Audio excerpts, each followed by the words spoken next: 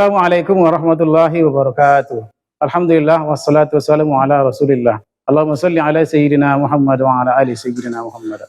Yang kami hormati Bapak Ibu dosen penguji. Perkenalkan, nama saya Abdul Muthalib, guru sejarah kebudayaan Islam di MAN 1 Kota Dumai. Sekaligus mahasiswa PPG dalam jabatan BEK 3 tahun 2025 di LPTK UIN Raden Patah Palembang. Program studi sejarah kebudayaan Islam dengan NIM 05124104184469. Saya akan melaksanakan uji kinerja di MAN 1 Kota Dumai dengan judul materi substansi dan strategi dakwah Khulafaur Rasyidin. Berikut video praktik pembelajarannya. Selamat menyaksikan. Assalamualaikum.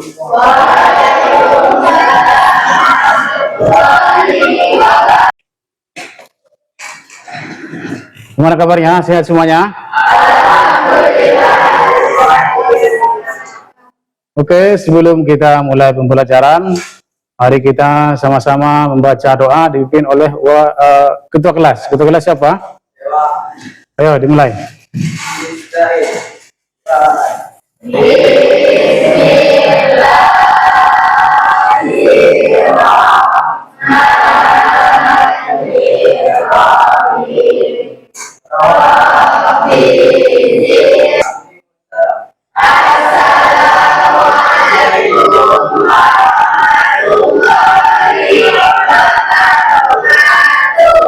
Assalamualaikum warahmatullahi wabarakatuh. Baik, seperti biasa, Bapak akan mengabsen kalian. Sudah lengkap semuanya nih?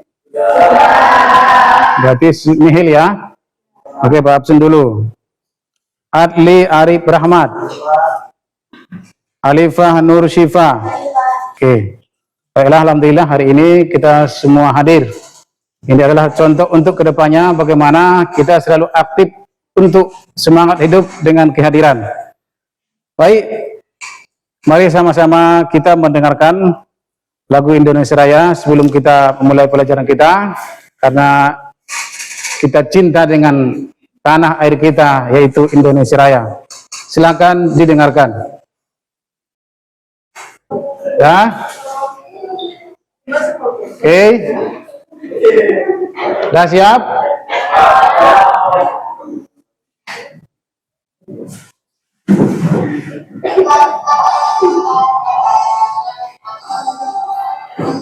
Indonesia airku, atur padaku, di sanalah aku berdiri, balikan ibuku. Oke, kita dengarkan dulu. Ini ada surah Asy-Syura yang berkaitan dengan pembelajaran kita hari ini dengan judul strategi dakwah Khulafaur Rasyidin. Apa yang kita tahu tentang Khulafaur Rasyidin?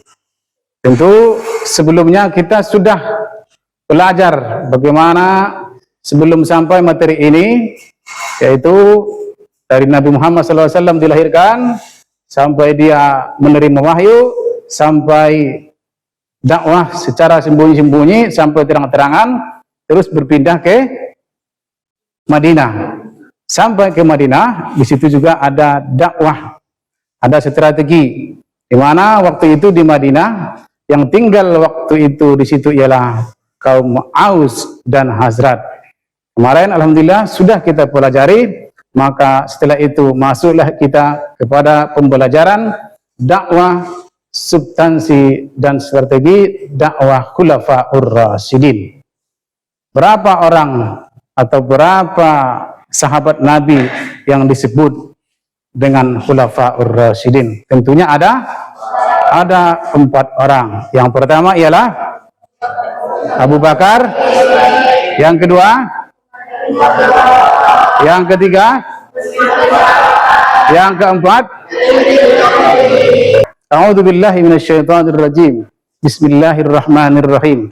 Walladzina istajabu lirabbihim wa aqamus shalah wa amruhum bainahum syura wa amruhum syura bainahum wa mimma razaqnahum yunfikun. Di ayat itu ada kata syura. Artinya apa? Siapa yang tahu? Wa amruhum syura artinya bermusyawarah. Dan setiap kalian kalau mendapat masalah, kalau perkara yang tidak bisa dibereskan, syura bainahum, ternyata di situ harus ada musyawarah. Tidak boleh dengan pikiran sendiri, tidak boleh dengan hawa nafsu sendiri. Oke. Bapak ingin bertanya kepada kalian. Menurut kalian, siapa yang pantas menjabat setelah wafat Nabi Muhammad SAW? Dari selain yang 4, siapa kira-kira? Ada yang tahu? Ternyata banyak sekali yang mengajukan ingin menjadi pemimpin. Banyak sekali dari kaum Muhajirin, dari kaum Ansar, dari kaum Yahudi, dari kaum Nasrani, tentu juga dari kaum sahabat. Maka semua itu dikumpulkan. Siapa yang mengumpulkan? Adalah Abu Bakar. Bagaimana cara dia? Ya tenang saja. Apa katanya? Kalian hebat, orang yang udah hebat, orang Nasrani hebat, yang lain juga hebat.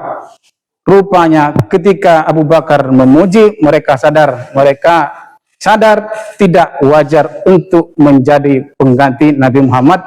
Oke. Adapun tujuan, tadi sudah Bapak jelaskan bahwasanya pembelajaran kita berkaitan dengan surah Asy-Syura ayat 38. Maka pembelajaran kita kali ini ialah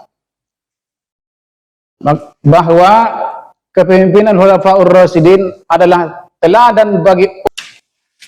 Kita melihat video sejenak tentang Khulafaur Rasyidin. Sebuah balai atau tempat pertemuan bermaksud untuk memilih pengganti Rasulullah dari kalangan mereka dengan saat ibadah, serta kaum hadirin menunjuk Abu Bakar sebagai kandidat pengganti Rasul. Setelah mereka berdiri, maka putuskanlah. Silakan berdiri semua dulu.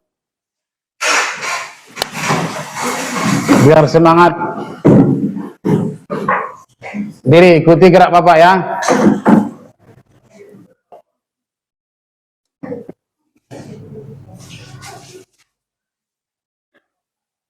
Bisa? Oke, gini. 1, 2, 3, 4, 5. Dah, angkat tangan. 1, 2, 3, 4. Letakkan di. Nah, Bapak akan bagikan ke kalian karena sudah dibagi kelompok. 5 kelompok berapa, Abgi? Kelompok 2, berarti nomor 2. Ini kelompok 4, berarti yang kelompok ya, berarti yang nomor 4. Oke, silakan didiskusikan, ditulis di kertas yang bagikan. Tulis itu kesimpulan yang kalian diskusi.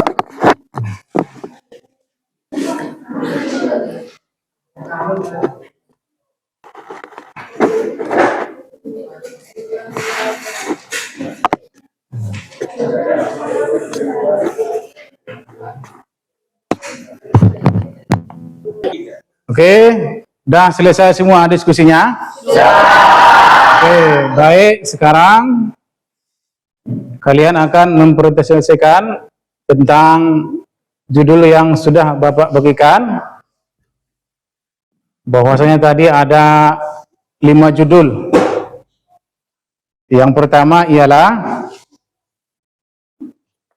kelompok pertama di sini membahas setelah Rasulullah SAW wafat terjadi perbedaan pendapat. Saatnya presentasi dipersilakan untuk kelompok 1 ya. Oh, 1. Assalamualaikum warahmatullahi wabarakatuh.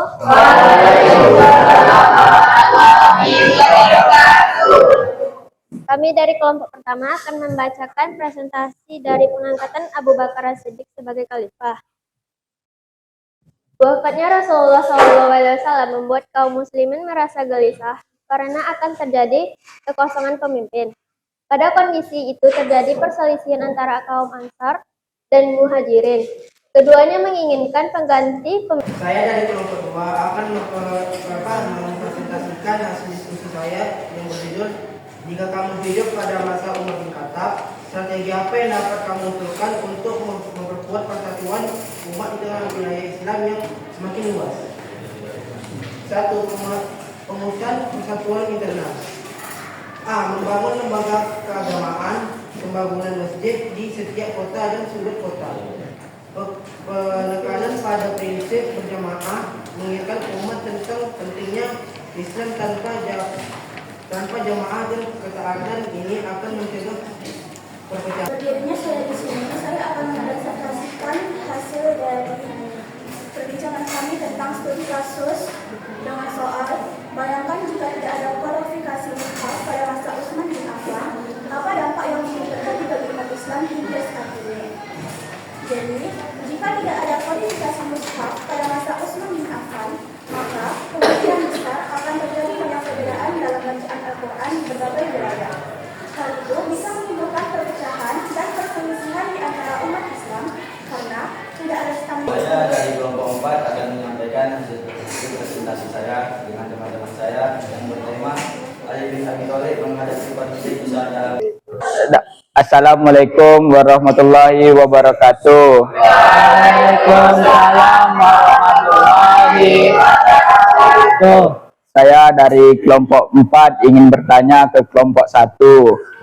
Coba ceritakan dengan singkat bagaimana proses pengumpulan Al-Quran yang dilakukan. Assalamualaikum warahmatullahi wabarakatuh. Waalaikumsalam warahmatullahi wabarakatuh. Di sini saya akan menjawab dari kelompok 4. Waktu itu para hufaz atau penghafal Al-Quran dimandang perang sebanyak 70 orang. Dari situlah radhiyallahu anhu merasa khawatir beliau mengusulkan pada Abu Bakar untuk membukukan Al-Quran agar tetap terjaga. Yang dikumpulkan ada yang dari daun-daunan, batu-batuan, dan lain-lain. Sekian dari kelompok 1. Assalamualaikum warahmatullahi wabarakatuh.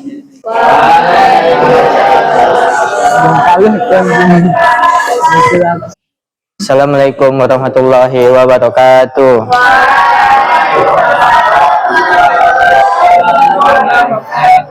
Saya dari kelompok 3 ingin bertanya untuk kelompok 2.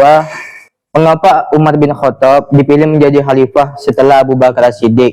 Assalamualaikum warahmatullahi wabarakatuh. Waalaikumsalam warahmatullahi wabarakatuh.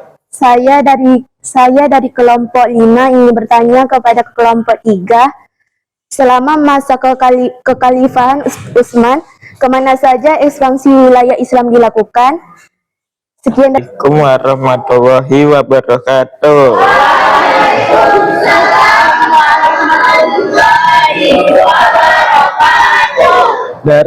Kami dari kelompok 1 ingin bertanya ke kelompok 4. Sebutkan beberapa kebijakan Ali dalam menanggulangi permasalahan. Assalamualaikum warahmatullahi wabarakatuh.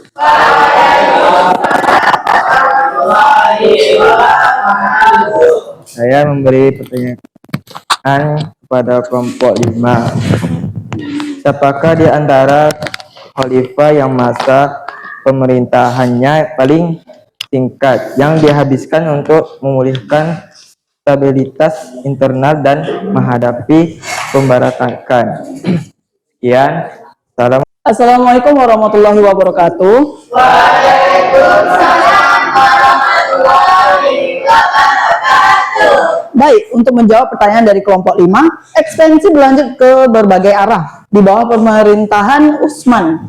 Wilayah Islam mencakup perifasan hingga ke Afrika Utara, seperti Tripoli dan sebagian Kartago, Siprus, menjadi penaklukan angkatan laut Muslim yang signifikan, dan bagian timur Khurasan dan Traksosian, wilayah Asia Tengah. Baik, sekian, terima kasih. Saya dari kelompok 4 ingin menjawab pertanyaan dari kelompok 1. Kebijakan Ali dalam menanggulangi permasalahan yaitu tanah atau pemberian yang dilakukan Khalifah Utsman bin Affan kepada famili, anak, kerabat, dan siapa saja tanpa alasan yang benar atau tidak sah ditarik kembali dan menjadi milik Baitul Mal sebagai kekayaan negara. Yang kedua, wali atau amir atau gubernur penguasa wilayah yang diangkat Khalifah Utsman diganti dengan orang baru. Sekian, terima kasih. Assalamualaikum warahmatullahi wabarakatuh. Saya akan menjawab pertanyaan dari kelompok 3. Jawabannya yakni Abu Bakar As-Siddiq memerintah hanya sekitar 2 tahun, yakni dari tahun 632 hingga 634 Masehi, di mana fokus utamanya adalah perang Riddah dan stabilisasi negara Islam. Sekian, itu saja yang dapat saya jawab. Assalamualaikum warahmatullahi wabarakatuh.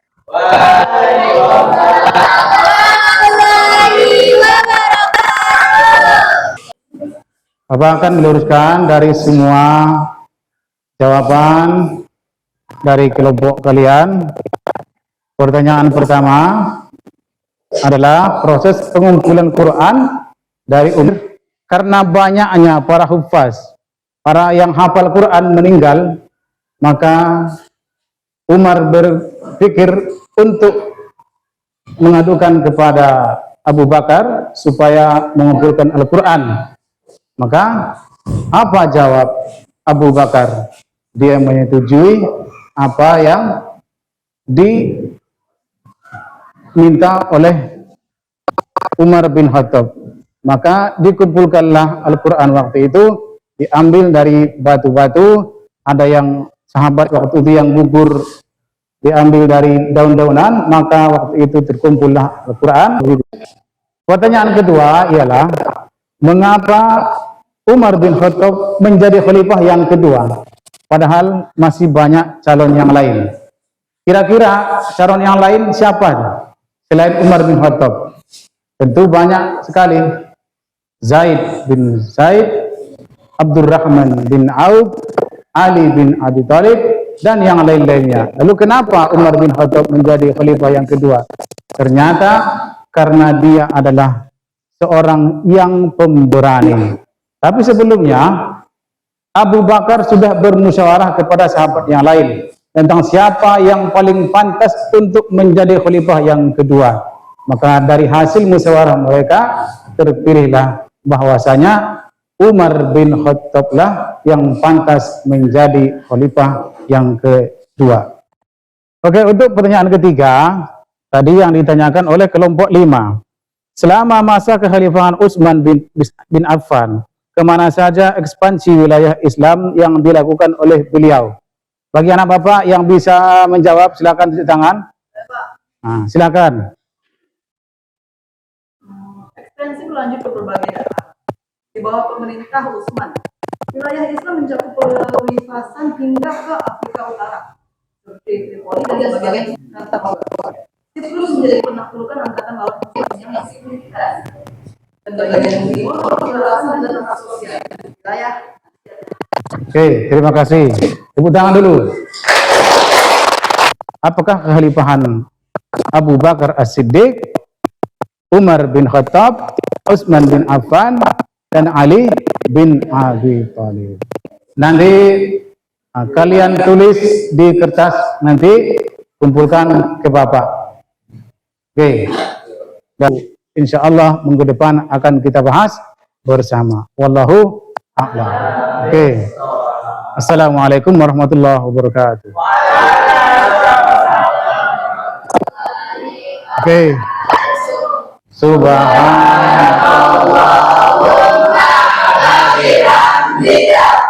Asyhadu an la ilaha illa anta astaghfiruka